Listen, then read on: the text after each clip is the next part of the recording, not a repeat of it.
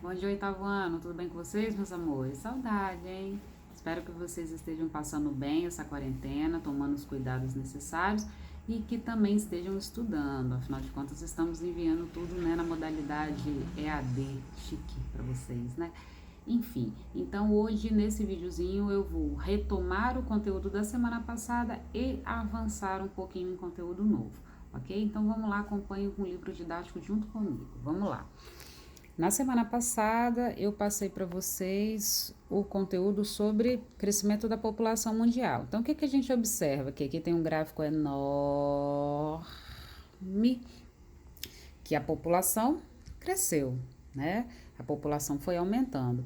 E aí a gente vai vendo que em cada etapa a população cresce de uma determinada maneira, mas que aqui, a partir desse momento aqui, a população do mundo cresceu bastante, bastante, bastante mesmo, tá? E aí a gente vai ver o que aconteceu para que essa população obtivesse esse crescimento tão expressivo, né? O que a gente vai ter aqui, ó?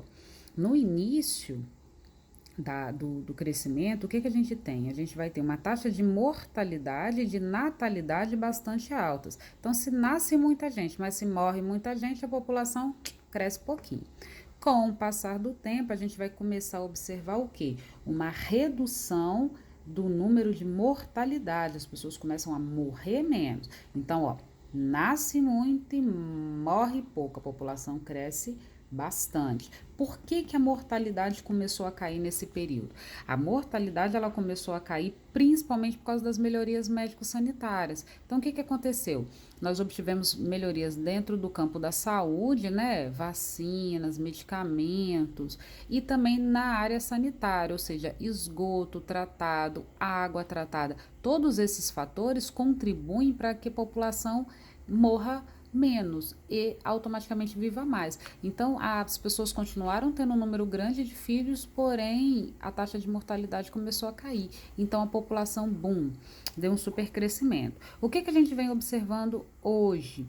Hoje em dia, a taxa de natalidade ela vem caindo. No Brasil, a taxa de natalidade já vem caindo há algumas décadas, né? O que significa isso? Que as pessoas estão tendo um número de filhos diferente. Se você observar nesse gráfico aqui, olha, que ele mostra para você a taxa de natalidade. Olha como que a taxa de natalidade, ou seja, os números de nascimentos, ele vem reduzindo, ó, reduziu bem, né?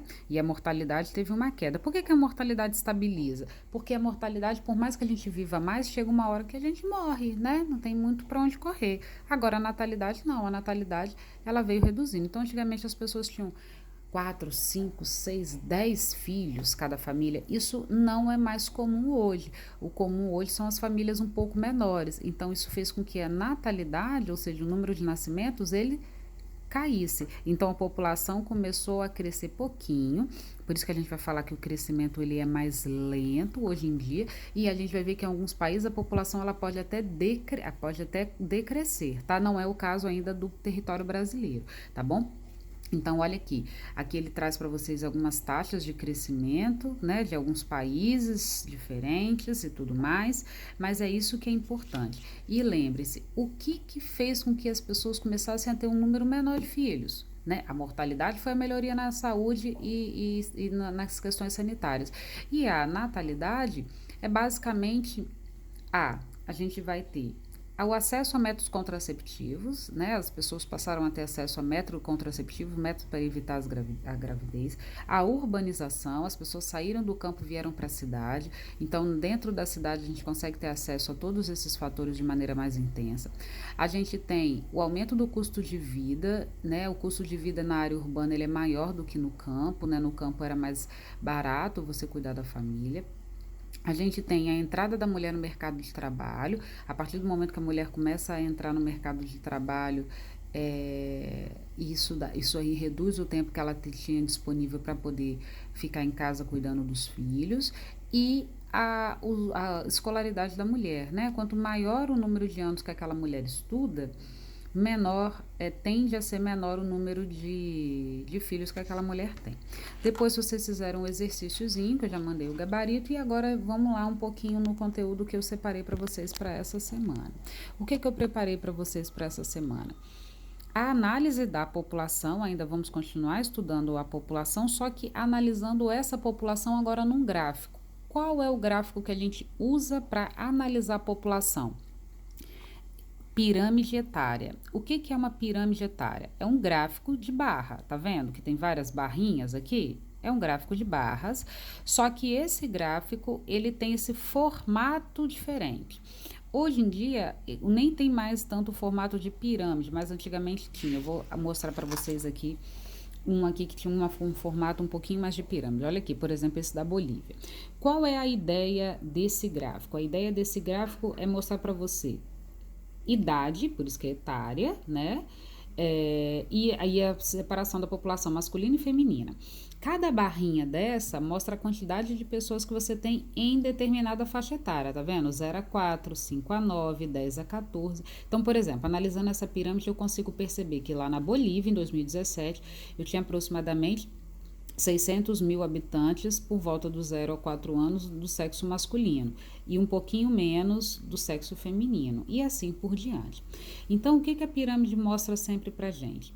A base da pirâmide aqui, ó, essa basezinha aqui da pirâmide mostra pra gente a população jovem, crianças e jovens. O corpo da pirâmide, que é essa parte do meio da pirâmide, mostra pra gente o que, ó? Esse meiozinho aqui da pirâmide mostra pra gente, desculpa, a população de adultos. E aqui em cima mostra pra gente a população de idosos. Por que isso é importante pra gente analisar? Porque quanto mais larga for essa base, significa que eu tenho uma população maior de crianças e jovens, ou seja, a natalidade é alta.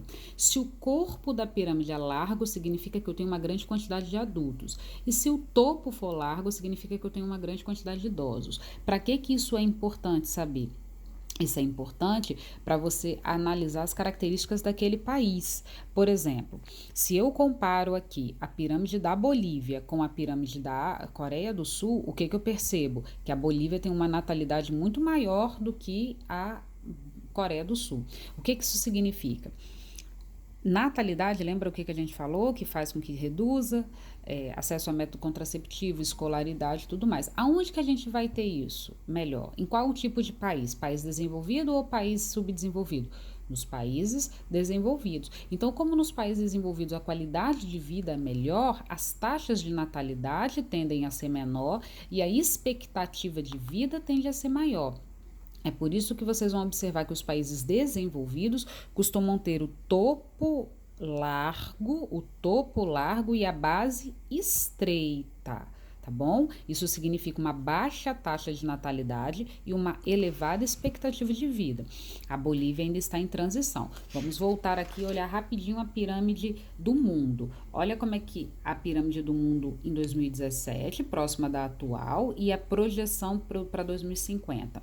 Vocês estão vendo que a taxa de natalidade vai reduzir? Vai reduzir porque a qualidade de vida vai aumentar. A qualidade de vida aumentando, né? A gente estuda mais e isso tudo faz com que a expectativa de vida e a taxa de natalidade caiam. Desculpa, a taxa de natalidade cai e a expectativa de vida suba. Olha como que a gente vai viver, vão ter muito mais idosos em 2050 do que temos hoje.